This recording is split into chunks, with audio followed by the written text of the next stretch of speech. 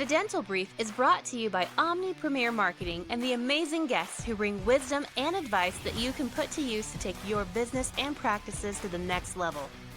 Find us on Facebook and join the conversation. Get ready to grow because we are kicking off the next episode in 3, 2, 1. Hello, everyone. Welcome to another episode of the Dental Brief. I have back with me either a 3rd or 4th time returning guest, Dr. Mendelson. Say hello to everyone.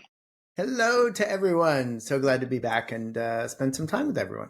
I'm glad you're back. Normally I'm wearing the black t-shirt. Today you're rocking the black t-shirt. I just got back from a long trip, haven't unfolded my 5 black t-shirts yet. So it's my podcast uniform. So, Got it. Yep. Yeah. I understand. So you're a dentist. I love it when dentists come on the program. I'll have people go ahead and check some back out episodes to kind of understand your story and your journey and how you started helping other dentists. But let's just jump right into today. We'll let people check out those past episodes. You're coming to me from the Phoenix, Arizona area, but I know you're working with dentists all over the country. What are some of the challenges that you see dentists facing right now that you want to talk about today?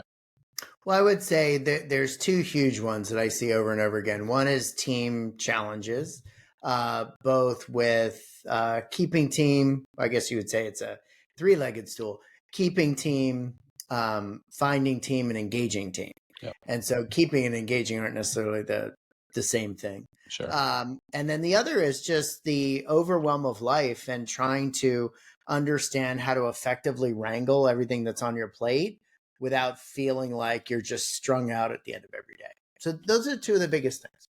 Yep. So let's talk about them. What are causing those things? I mean, if we don't know what's causing them, I don't think we can necessarily fix them, right?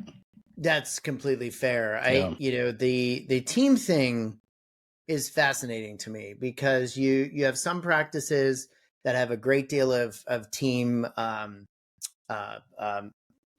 longevity, and then other practices where it's kind of like a revolving door. Sure. And there's also practices that have had a great amount of stability, but then all of a sudden, for various reasons, now all of a sudden they have a lot of turnover. And if that turnover is because people are retiring, a spouse got a job out of state, like all of those non-practice related things, I put that into another category. But at the end of the day, it's largely a culture, structure, and clarity challenge. Mm-hmm. I think we may have talked about this last time. Project Aristotle, something Google oversaw, and they were actually looking to see what makes an individual or what individual attributes would create a really good Google hire. And what they actually ended up finding out was a bit of the opposite, is that, team cohesion and the success of a team wasn't about survival of the fittest, i.e. individual attributes. It was survival of the greatest fit. And so that leads into culture. And one of their conclusions was structure and clarity were so critically important. And so many practices that I see don't have job descriptions, don't have standard operating procedures, don't communicate these things effectively. And so you then step back and wonder, why isn't this stuff getting done? Well, if we don't have the structure and clarity to begin with, we need to be honest with ourselves that we're not even communicating expectations. Yeah. Again, if we're honest with ourselves, because you could say, well, we talked about it 3 times. Well, okay, great. But if it's really that important, why isn't it in your employee manual as part of somebody's job, as part of bonus compensation, right? Sure. I mean, we could talk about this for hours. So structure and clarity are critically important. Yeah, so let's talk about that a little bit. Let's kind of dive deep into that. So give me an example of like a real world thing that happens in a practice that to the owner, the dentist, it's very clear, like crystal clear, but to everyone else, maybe not so much, right? And like you said, if there's no written out SOP for that standard operating procedure, then it's definitely not, right? So we get that definition. And I think that's as a definition that if you lived by your definition, you'd be very, very happy. But in a real world, what you see, what's something that's clear to the dentist, but nobody else? So I think it's George Bernard Shaw that said, communication is the illusion that it actually happened. I'm kind of paraphrasing there. And so truthfully, if you think about it, when we're looking for a team member to get something done, that's delegation, right? Yep. And so in my new online course, I have a whole lesson, a whole course within the totality of the whole course itself on delegation. And Sure. one of the biggest challenges you just literally described, which was, I thought we talked about this. Didn't we talk about this? Why aren't people doing this? And so my framework is a slightly different in the setup. So the setup to me as a communicator and a coach is critically important. And so I teach people how to have this setup relative to, listen, Susie, Johnny, this is a task that we're going to delegate to you. Side note, if you're going to delegate to them, I'm going to make an assumption that you think they're capable, right? Right. So let's fan their ego a little bit. It's completely appropriate because you think they're going to do a good job to begin with, right? So listen, Susie, Johnny, we picked you to do this task. I'm really excited. I have the utmost confidence in you. And I want you to understand something. Me turning this over to you, not even using the word delegation, me turning this over to you is as much about me communicating what needs to be done, what success looks like, how we know we've done a good job, as it is you actually doing a good job. And so we're going to talk about what needs to be done. We're going to put in writing what needs to be done. And I want you to understand something really critical, which is this. When I ask you to check in with me to share your understanding of what I've just said, or when I check in with you a month, 2 months, or 2 years from now, there's something really important I want to share with you, which is this. When I ask that question, it's as much about me making sure I communicated properly as it is making sure you've done the task. Sure. And so that's a very different slant. And why is that important? A, I think the obvious, but B, here's the other thing. If we go through that process and we have them check in with us, which is part of my framework, and then something doesn't happen, we can have a very different and constructive conversation that might go something like this. Hey, we talked about this 2 months ago. We both agreed. We wrote it down. We shared understandings. And this has not been accomplished 3 times. What's changed for you? And then you shut up.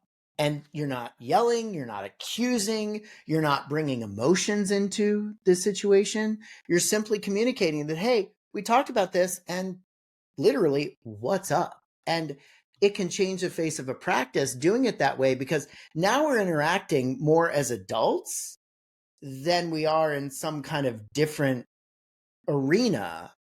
And look, if that individual keeps falling down and not doing what they need to do, well, that's a different discussion. Right. But we really need to take the time to set it up properly to begin.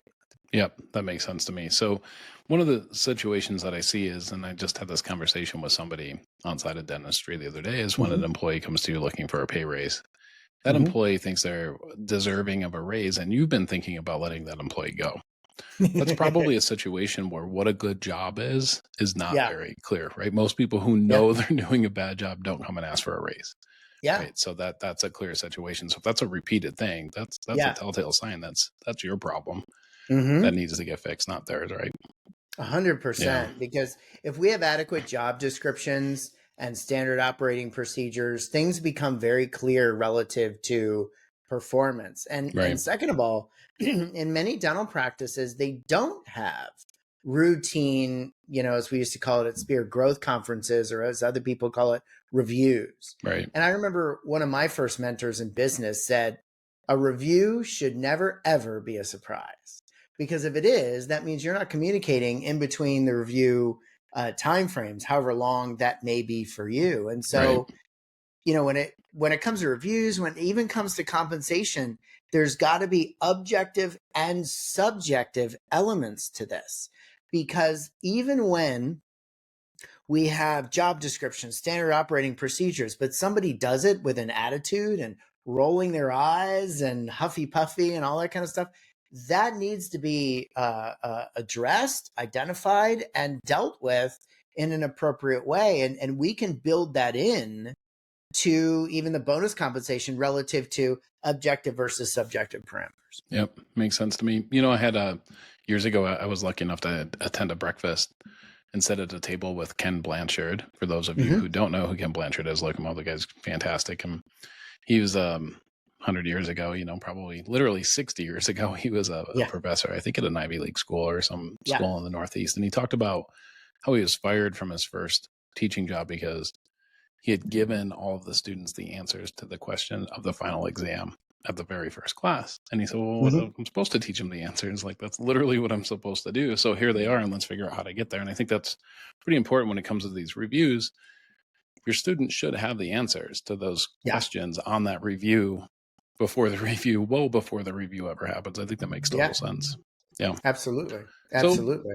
let's talk a little bit about your newest course and some things that you've got going on there. So if I go to morewithmendelson.com, Mhm. Mendelson, right? Yep. Got it Yep. spelled right there. Yep. You can find more information there, but tell us what people are going to find and what's going on there. Yeah, so this was an outcropping of my experience in coaching leaders, both in and outside of dentistry, for almost a decade now. And people are very overwhelmed. That's part of the title, Leadership Mastery, from overwhelmed to optimal performance.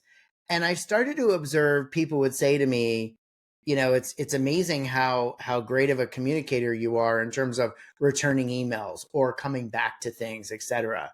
And I just started to hear that enough that I thought, okay, what am I doing differently that everybody else may not be doing differently? Sure. And so I started to also make certain other observations. So what I've done is I've created a course that's a true hierarchy. And it's 5 lessons in total. It'll probably take you, depending on which lesson we're talking about, at least a month or two to get through the whole course, probably more like 2 to 3. Because what we do is, first, to be blunt, I get in your head a little bit and I share with you my framework of the word team, an acronym of the word team, which is all about thoughts lead to emotions that drive actions that manifest results. We talked about this, I believe, in our last time together. Because what I say to people is, the thoughts that come between your ears will forevermore come before anything that comes out between your lips, that happens between your fingers, and what ultimately lands in your bank account. So I get people to understand how their view of the world is affecting their world. Then what we do is we start to get into nitty gritty. And I help people create a time versus task audit. And depending on who you are, this may take a little bit longer. Everything has resources, spreadsheets that calculate things for you and get you to really understand, okay, how many hours do I actually have available in my day? How am I spending that time? And am I either time broke or in a time surplus? And we introduced the concepts from the Eisenhower matrix, which was developed by President Dwight D. Eisenhower, which is a matrix based on urgency versus importance. And we get to then bucket things in our lives, whether it's stuff we need to do urgently, things we need a calendar, which actually is what can make or break you, like scheduling that stuff, Yep. things we need to delegate, which we've talked to a little bit already, or things I need to eliminate. Once we have all that documented, then the magic really starts to happen. We then go into, okay, how do we handle that lower left quadrant? Delegation. We've talked about that already. Lesson 4 is one of my favorites. And so it's discussing some of the work of David Allen about how to actually navigate your day to day, how to not drop a ball, how to more effectively categorize your emails, understanding the difference between a to-do list and a calendar, and how to actually optimize a to-do list. So I'll give you an example. According to David Allen, and I believe this and been following his teachings for over a decade, there should never be anything on a to-do list that isn't a singular actionable item because it invites overwhelm. So if you have on your to-do list, hire a new hygienist, you're going to get yourself into trouble. What needs to be on there is get an account at Indeed, talk to my office manager, write the job posting, something specific and tangible. And so I hope you restructure your life to reduce stress, account for everything, and eliminate, as somebody has once called, the Sunday scaries, Right. because Yeah. you're worried about all You the know. stuff that you Right. need to do on Monday. But guess Right. what? It's already accounted for. Right. And then last but not least, lesson 5 is the thing that people come to me most often for, which is how to have difficult conversations. So I give you a whole framework on how to do that based on the work of the book of Crucial Conversations, frameworks and resources and practice opportunities to really kind of lock that down, because all the stuff that comes before it is great. We're going to be more organized. We're going to be less stressed. We're going to be delegating, etc. And we are going to be faced with difficult, emotionally charged conversations. So I Sure. want to make sure that you're well equipped to handle those. And I guess the last thing I'll say is this: everything that I teach in that course, and particularly lesson 5 around crucial conversation, they're skills. And they happen to be skills of the brain and the lips versus the brain and the fingers. And it kills me how many people in dentistry, regardless of where you function within our profession, will give credence, patience, and grace to skills that are viewed as more tactile versus skills that are more cerebral. Right. And the truth of the matter is that you can teach yourself over time and with practice how to handle these conversations differently, but it's going to take just as much patience and grace as it did to get more efficient in prepping a crown or a quad of scaling or setting up a room or checking out a patient. And Right. so that's one of my big things that I talk about all the time is you got to give this stuff grace and patience and time. Yep. Yeah, I think it is one of those things I think people stop because it is difficult. It's a challenge Yeah. to master these types of things. I don't even Yeah. know if mastery is possible, but to get close to mastery, Sure. I think it's something you're always practicing, but I think people do give up. So I think that's great advice. I'm going to give that website out one more time. It's Yep. morewithmendelson.com. Yep. Check it out, learn more about it. Dr. Mendelson, thank you so much for being here. Absolutely. Good to see you.